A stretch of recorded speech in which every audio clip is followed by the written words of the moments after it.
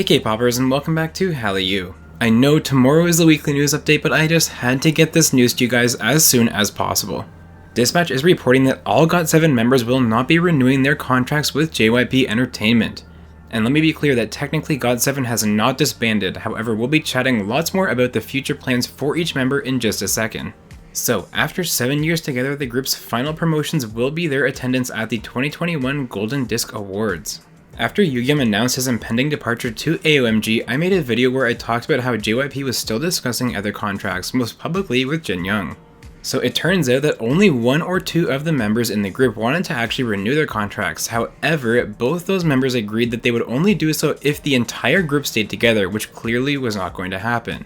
One industry insider was quoted as saying, "GOT7's relationship is solid. The members collected their opinions with each other, however their opinions were divided within the company. They decided to split after many meetings with everyone." So the obvious question becomes, what is next for GOT7's members? Well, here's what we know so far. As I mentioned, Yugyeom is headed to AOMG, the label run by Jay Park, who also left JYP in the past. It sounds like Yugyeom wants to pursue a more hip-hop influenced style of music in the future, which makes sense why he'd go to AOMG. Youngjae hasn't had any official news come out, but apparently he has been reached out to by Sublime Artist Agency, who is notably an agency, not a music label. So Youngjae would be pursuing modeling and other paths beyond just music. JB also hasn't decided on his next steps, but has also had some hip-hop labels reach out to him about a career as a solo artist. Jackson will be continuing to be active in China and in Korea, where he's already been promoting under his Team Wang label. Bam Bam plans to be promoting in Thailand and in Korea, and while it's not clear how he'll start in Thailand yet, rumor is he's discussing a contract with Make Us Entertainment. Jinyoung will be signing with BH Entertainment in the near future and pursuing a full-time career in acting.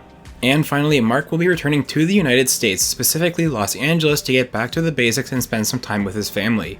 He also plans on starting his own YouTube channel and is open to the idea of trying out a solo music career in the United States. Now, if you're worried about GOT7 as a whole after hearing all of that, I don't blame you, and while it's not clear how, if at all, GOT7 would live on going forward, the members have agreed to set aside time in their individual schedules to get back together as GOT7. In what capacity, we don't know yet, but GOT7 is not over. This is obviously a ton of news to take in, and I would love to hear your guys' thoughts on this down in the comments.